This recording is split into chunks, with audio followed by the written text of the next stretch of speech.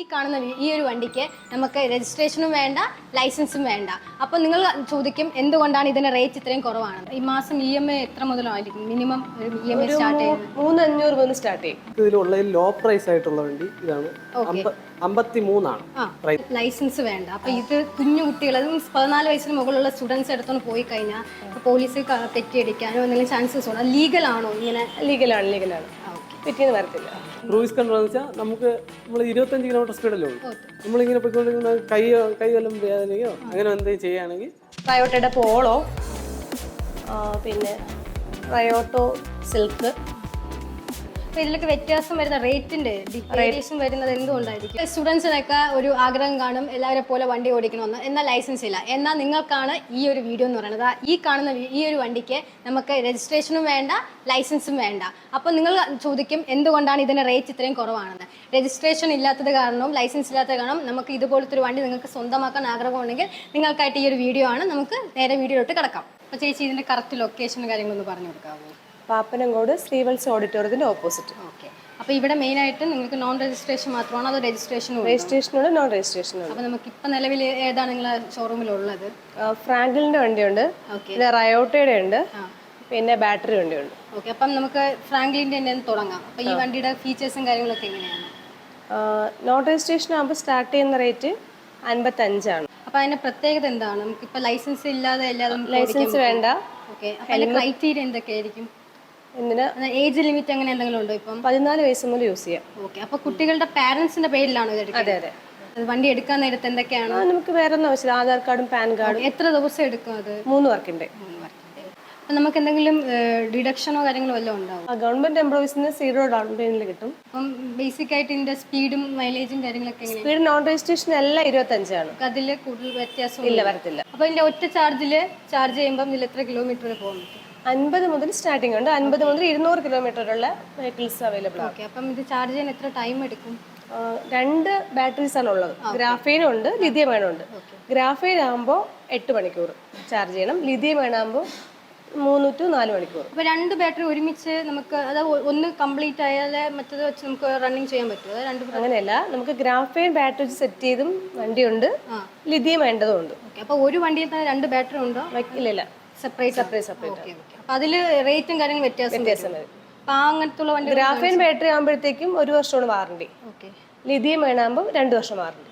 അപ്പം ഈ വണ്ടി എടുക്കുമ്പോൾ ബാറ്ററിക്ക് അഡീഷണലി പേയ്മെന്റ് നമ്മൾ കൊടുക്കേണ്ടി വരും? ഇല്ല, ചേർത്തിട്ടാണ്, എല്ലാം ചേർത്തിട്ടാണ്. ഇത് ആണ് ഫ്രാങ്ക്ലിന്റെ. രജിസ്ട്രേഷൻ ഇല്ലാത്തത്. രജിസ്ട്രേഷൻ ഉള്ള വണ്ടി കസ്റ്റമേഴ്സ് വേണമെന്ന് പറഞ്ഞാൽ അത് നിങ്ങളുടെ ഷോറൂമിൽ എത്ര ദിവസം എടുക്കും? അത് 1 വീക്ക് ആവും. പ്രൊസീജിയർ ഒക്കെ കഴിയുമ്പോൾ 1 വീക്ക് ആവും. റയോട്ടയുടെ തന്നെ സിംഗിൾ ഹെഡ്ലൈറ്റ് ഉണ്ട്, പിന്നെ ഡബിൾ ഹെഡ്ലൈറ്റ് ഉണ്ട്, പിന്നെ റയോട്ടയുടെ പോളോ, പിന്നെ റയോട്ടോ സിൽക്ക്. അപ്പോൾ ഇതിലൊക്കെ വ്യത്യാസം വരുന്ന റേറ്റിന്റെ വേരിയേഷൻ വരുന്നത് എന്തുകൊണ്ടായിരിക്കും? റേറ്റിന്റെ മോഡൽസ് വ്യത്യാസവും. അപ്പോൾ ഇതിന്റെ സർവീസും കാര്യങ്ങളൊക്കെ എങ്ങനെയാണ്? ഇപ്പോൾ നോൺ രജിസ്ട്രേഷനിൽ സർവീസ് ഉണ്ടോ? ഉണ്ട്. എത്ര വണ്ടി എടുത്ത് എത്ര നാളെയായിരിക്കും സർവീസ് വരുന്നത്? ഫസ്റ്റ് 1 മാസം ആകുമ്പോഴത്തേക്കും ഒന്നുകിൽ 1000 കിലോമീറ്റർ അല്ലെങ്കിൽ 1 മാസം ഫ്രീ സർവീസ് ആണ്. എത്ര സർവീസ് കമ്പനി പ്രൊവൈഡ് ചെയ്യുന്നത്? 300 ഡേയ്സ് ആണ്. പിന്നെ എല്ലാവർക്കും ഉള്ള ഡൗട്ടാണ്, ഇതിന് ലൈസൻസ് വേണ്ട. അപ്പോൾ ഇത് കുഞ്ഞു കുട്ടികൾ 14 വയസ്സിന് മുകളിലുള്ള സ്റ്റുഡൻസ് എടുത്തോണ്ട് പോയി കഴിഞ്ഞാൽ പോലീസ് തെറ്റിയടിക്കാനോ എന്തെങ്കിലും ചാൻസസ് ഉണ്ടോ? ലീഗൽ ആണോ ഇങ്ങനെ? ലീഗലാണ്. തെറ്റിയെന്ന് വരത്തില്ല. വണ്ടിയുടെ കൂടുതൽ ബോഡി പാർട്സിനെയും വണ്ടിയെ കുറിച്ച് ഡീറ്റെയിൽ ആയിട്ടുള്ള കാര്യങ്ങൾ ഇവിടുത്തെ ടെക്നീഷ്യൻ ആയിട്ടുള്ള അരുൺ ചേട്ടനോട് ചോദിക്കാം. ഹായ്. അപ്പോൾ ഒന്ന് നമുക്ക് ഇതിന്റെ ഡീറ്റെയിൽസും കാര്യങ്ങളൊന്നും പറഞ്ഞു കൊടുക്കാവോ? നമുക്ക് ഇതിലുള്ള ലോ പ്രൈസ് ആയിട്ടുള്ള വണ്ടി ഇതാണ്. 53 ആണ് പ്രൈസ് വരുന്നത്.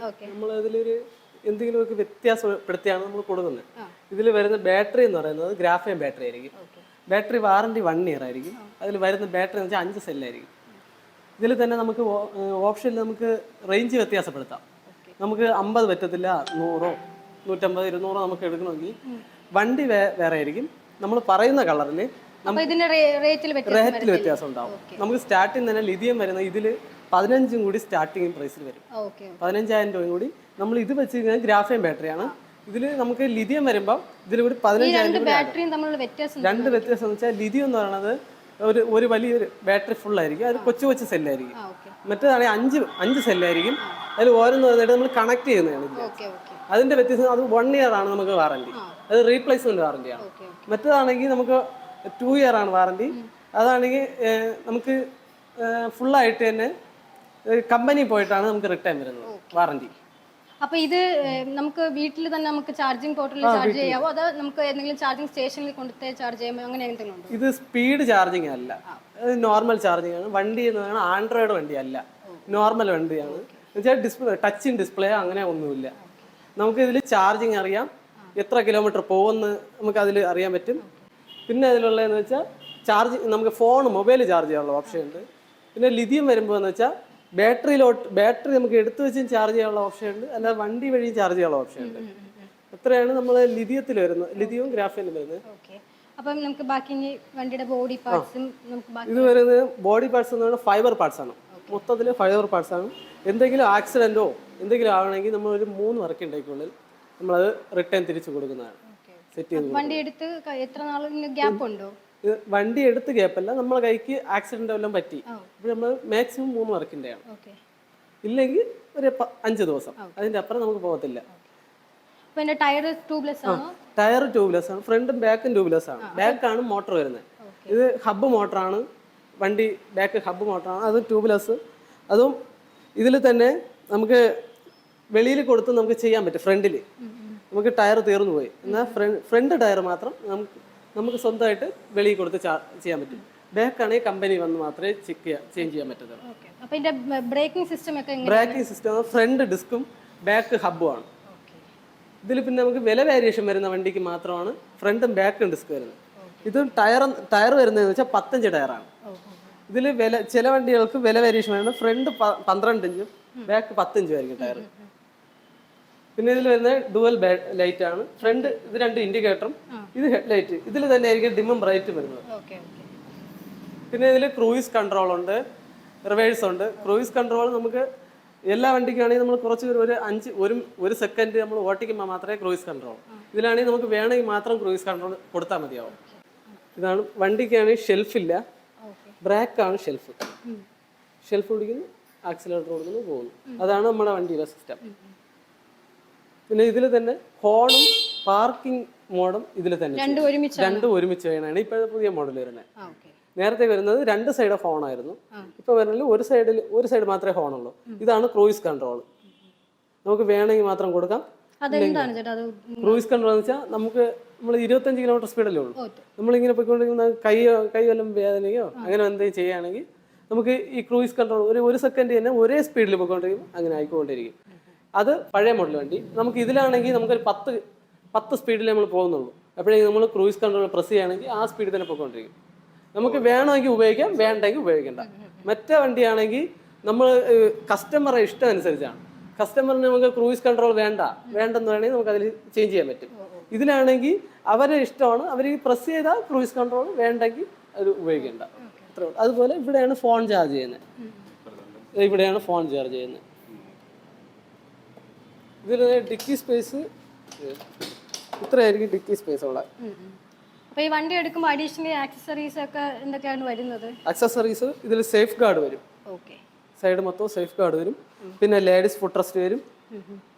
പിന്നെ സൈഡ് ഫുഡ് റെസ്റ്റ് വരും. അപ്പോൾ ഇതെല്ലാം നമുക്ക് എത്ര ദിവസത്തിനുള്ളിൽ നമുക്ക് ഡെലിവേർഡ് ആവും ഇവിടുന്ന്? വണ്ടി 3 വർക്കിംഗ് ഡേക്കുള്ളിൽ അവർ ബുക്ക് ചെയ്യുമ്പോൾ തന്നെ നമുക്ക് ഗാർഡ് വേണമെന്ന് പറയുകയാണെങ്കിൽ കൊടുക്കുന്നതിൻ്റെ അന്ന് തന്നെ ഇതെല്ലാം ഫിക്സ് ചെയ്തായിരിക്കും കൊടുക്കുന്നത്. ഇതിൽ തന്നെ ഇനി വേണമെങ്കിൽ നമുക്ക് ഇതിൽ തന്നെ വില വ്യത്യാസപ്പെടുത്തി 12 ഇഞ്ച് ടയറാണ്. ഫ്രണ്ടും ബാക്കും ടയർ 12 ഇഞ്ചാണ്. ഡിസ്ക് ബ്രേക്കാണ്. ഇതിലാണോ രണ്ടിലും ഡിസ്ക് ബ്രേക്ക് പ്രൊവൈഡ് ചെയ്യുന്നത്? ഫ്രണ്ടും ബാക്കും ഡിസ്ക് ആണ്. അപ്പോൾ ഇതില് സ്പീഡിൽ വ്യത്യാസം വരും? സ്പീഡ് വ്യത്യാസം വരത്തില്ല. വണ്ടിയിൽ ചെറിയ പവറിൽ വ്യത്യാസം ഉണ്ടാവും. കയറ്റം കയറുമ്പോൾ നമുക്ക് ശകലം കൂടി പവറിൽ കയറും. 25 സ്പീഡായിരിക്കുമെങ്കിലും വണ്ടി ശകലം കൂടി പെർഫോമൻസ് കൂടുതലായിരിക്കും. ഇനി ഡിക്കി സ്പേസ് ഇതിന് ശകലം വ്യത്യാസം ഉണ്ടാവും. നമുക്കൊരു ഹെൽമെറ്റും ഒരു ചെറിയൊരു ബാഗും വയ്ക്കാനുള്ള സ്പേസിലുണ്ടാവും. ഇത് നമ്മൾ നോക്കുന്നതനുസരിച്ച് ഇതിൽ ചെയ്യുമ്പോൾ നമുക്ക് ഹെൽമെറ്റ് വയ്ക്കാനുള്ള സ്പേസ് കുറവായിരിക്കും. ഈ വണ്ടിയിൽ ഹെൽമെറ്റ് വയ്ക്കാനുള്ള സ്പേസ് കുറവായിരിക്കും. ഇതിലാണെങ്കിൽ സ്പേസ് കൂടുതലായിരിക്കും, ഹെൽമെറ്റ് വെക്കാൻ പറ്റും. ചേച്ചി, ഇത് നമുക്ക് ഫസ്റ്റ് എടുക്കണം എന്നുണ്ടെങ്കിൽ നമുക്ക് മിനിമം എത്ര രൂപ ഉണ്ടെങ്കിൽ നമുക്ക് നോർമലി ഒരാൾക്ക് എടുക്കാൻ പറ്റും? ഫിനാൻസ് വഴി എടുക്കണമെങ്കിൽ 15,000 രൂപ ഫസ്റ്റ് വേണ്ടി. വണ്ടിയുടെ റേറ്റ് അനുസരിച്ചാണ് ഡൗൺ പേയ്മെന്റ് വരുന്നത്. അപ്പോൾ വില കുറഞ്ഞ വണ്ടിയാണെങ്കിൽ അതനുസരിച്ച് ഡൗൺ പേയ്മെന്റ് കുറയും. അപ്പം ഈ മാസം EMI എത്ര മുതലായിരിക്കും? മിനിമം EMI സ്റ്റാർട്ട് ചെയ്യുന്നത് 3,500 മുതൽ സ്റ്റാർട്ട് ചെയ്യും. 18 മാസത്തിൽ. അപ്പോൾ രജിസ്ട്രേഷൻ വെഹിക്കിൾ ആണെങ്കിൽ നമുക്ക് എമൗണ്ട് വ്യത്യാസം വരത്തില്ലേ? വ്യത്യാസം അത് നമുക്ക് ഇഷ്ടമുള്ള എമൗണ്ടിൽ സ്റ്റാർട്ട് ചെയ്യാം. അതിന്റെ EMI സ്റ്റാർട്ട് ചെയ്യുന്നപ്പോൾ എങ്ങനെയായിരിക്കും? അത് നമ്മുടെ എത്രയാണ് വണ്ടിയുടെ റേറ്റ് അത് കാൽക്കുലേറ്റ് ചെയ്തിട്ടാണ്. അപ്പോൾ അതിന്റെ EMI ഇയേഴ്സ് എത്ര? 1 വർഷം എടുക്കണമെങ്കിൽ 1 വർഷം എടുക്കാം, 2 വർഷം 2 വർഷം എടുക്കാം. അത് മുളമൂടിൽ ഫിനാൻസ് ആണ് ചെയ്യുന്നത്. അത് ബജാജുമായിട്ട് ഇല്ല, നോൺ രജിസ്ട്രേഷൻ മാത്രമേ ബജാജ് ചെയ്യത്തുള്ളൂ. അപ്പം രജിസ്ട്രേഷൻ വണ്ടിക്കാണെങ്കിൽ ഒറ്റ ചാർജിൽ എത്ര കിലോമീറ്റർ വരെ പോകും? 200 കിലോമീറ്റർ വരെ പോകും. 2 ബാറ്ററി വരും, ലിഥിയം വേണ്ട 2 ബാറ്ററി.